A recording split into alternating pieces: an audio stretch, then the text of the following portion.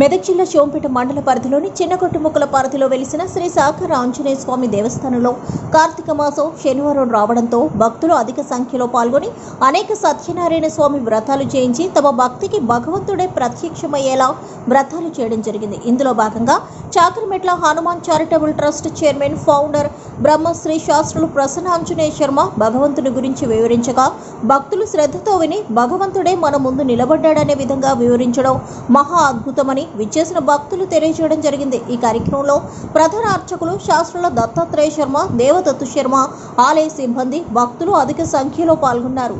ఆయననే బ్రహ్మాండమైనటువంటి సత్యనారాయణ స్వామి.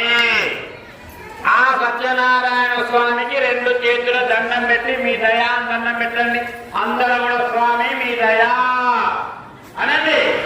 మీ దయ స్వామి అంతే.